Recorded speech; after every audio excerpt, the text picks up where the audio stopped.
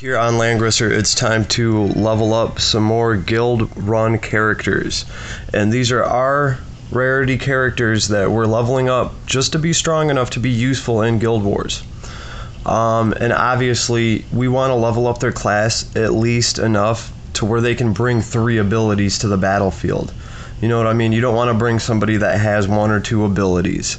So, let's see, what do we want to do with this guy? He can be a Bow Knight, a Grand Knight. Really, Bowmaster and Bow Knight's the only path to go for him, unless you want him to be one of these Aqua units. Does that mesh well for him? Yeah, I think we're just going to stick with Bow Knight. That's useful to have because I don't really have that many archers that I've invested into, and I have both of the other Aqua units, and they've been putting in a lot of work. So I've also been running Latricia, I think that's her name. She's pretty gnarly. Her talent is a really good buff that she can spam on the battlefield because she can move pretty far. She hits pretty good. She's not going to attack as good as obviously Leon or anything because that's an SSR character, but she does all right for somebody that has a talent to support. So let's see. Oh, next level he gets Snare. Snare is worth it, so we'll go up to get that for him. But this is pretty much, oh come on, one more. This is pretty much where you want to be. You want to unlock a few abilities for them because for the most part, you're going to be running level 35 to level 50 content with these guys. And these guys are kind of going to make up the backbone of your unit. They don't need to be like, because typically when you're running Guild Run, you're going to run one character that's super powerful. And then you're going to need a bunch of other characters that can just kind of barely pull some of their own weight. And that'll get you through to the end. A lot of times I'll set up a party where I make it to the end where the enemy heroes spawn, and I just kind of use these other guys as cannon fodder to give Leon a couple of turns to carve up the enemy team. And what I mean by that is I'll use Leon to attack, and then these guys will just kind of jump in the way.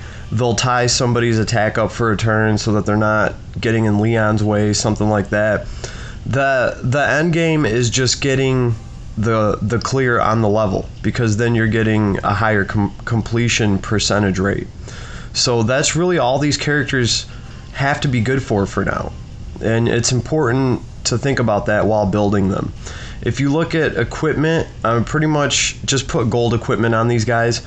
You probably have gold equipment laying around from any SSR upgrades you've done. Like, you know, on your SSR characters, obviously you had gold gear on them before you got SSR items. Well, this is what those gold items should be getting recycled into, is like your guild run characters. Okay, I didn't make any of these items specifically for Dios. I've never made anything for Dios. This is just stuff I've had lying around, and you just kind of piece these guys together the best you can. Now, don't get me wrong, if we look at some of like my other guild run characters, like I think even Lester and let's look at Lester. Okay, he's got all yellows too, and this guy really performs well. So you don't have to do anything crazy. Lewin here on the other hand, I think I did give him, yeah, he has the Seductress Dagger, which adds some fixed damage if he scores a crit. So he's kind of holding on to that. It's not like I have copies and duplicates of that SSR item to level it up, because then maybe I would put it on somebody else. But our characters are a good placeholder for some of your SSR gear that you just have at a low level. You know what I mean? Like if you have something that might be great for Leon, but it's only a 3-star, and it's not as good as what Leon currently has because that's at a 5-star, then you can just have one of your R characters hold on to it, you know, put some work in with it, run it in Guild Wars, so it's not going to hurt anything. You can always take those items back off later and work on them. Okay, so the other important thing is Anna.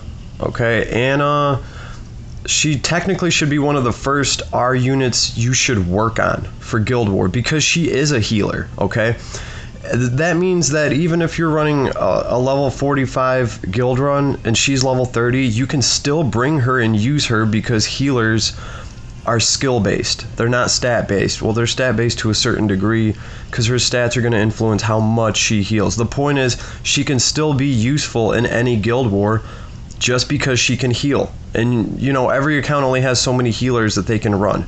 So work on Anna. She's actually not that bad of a healer. I mean, she gets the job done. She can put some regenerate ability on you, and she can just throw single target heals. She can help you defeat the enemy heroes just because she can give you support. And actually, her talent is pretty good. It makes up for her ability to not be able to have all those stats to heal you.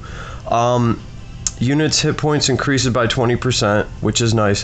When casting a skill on a friendly unit, this skill grants one extra random buff. So anytime she heals somebody, she's going to also just buff them with something random, and that goes a long way, okay? I mean, you don't get to choose what it is, but it's just kind of like Chris's gift ability. She gives people random buffs, and I've seen Chris give away awesome abilities. Just a bunch more damage, but again, you can't really control what it is. So there's a fun little random factor in it. But Anna is one of those characters that'll give you that extra little random buff. So that's cool. And again, I don't have anything really amazing on her, but these characters have been winning guild run battles for me. You know, even Elwyn over here, Lewin is like Elwyn's great grandkid or something like that. I'm gonna have to do a video on the actual the story of Langrisser and how much of it I've managed to kind of learn and get together. And I get that all these characters are descendants of other characters, and because the Langrisser War has been going on for so long, but we're gonna have to do a separate video on actually piecing the story together, because I don't know, there's some crazy family trees here, some bastard children, all sorts of crazy stuff. So I think one of the next videos we'll do is going to be maybe a Langrisser family tree. Okay. All right. Anyway, though, this is pretty much what you want to do with these characters, just because you're only going to be fighting things that are like between level 35 to 45. Get them into that threshold where, and obviously you're going to run these characters on maps where they get a 30-40% stat bonus for being on that map. Okay, I do not suggest running our characters on a map that they don't get a bonus to. You can get away with doing that with SSR characters. Okay, and what I mean by that is I can go to a level with my Basel where Basel doesn't get any benefits from being at that level. Okay, my Basel can go because he's almost 5,000 power level, but no other characters are characters unless they're like super beefy and super tanked out, and you've actually invested everything into your R characters. I would not take them to levels that do not give them an innate boost in power. Okay, so if they're not getting a bonus, don't run your R units. Only run them where it says they're getting that bonus for that level. Okay, I mean, I just don't want you guys to lose your characters and waste them for the day. All right, so that's kind of where we're at now.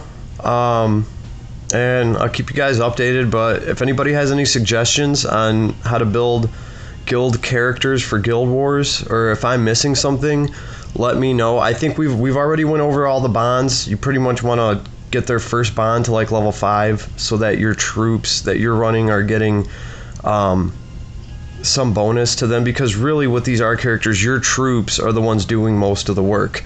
Okay, when you unlock angels and stuff like that, your lower tier heroes can run higher tier troops, and those troops will actually do most of the work for Guild War. Okay, so we already covered that, and this is just me going over a few other characters like Dios and what's her name? Leticia. Al. Okay, this chick's actually pretty cool. I just got done running her, and like I said, mine's under 2,000, and she still managed to put in some good work just based off of the buffs that she was giving. And I just have like the lowest tier equipment on her that I have, so even she's good. Alright, so I feel like I've slept on a lot of these characters. I don't want you guys to make the same mistake. Alright, it doesn't have to be all SSR characters all the time. Alright, this is Vlad, Mobile Gamers Unite. I'll be coming at you guys soon with some new content. Peace.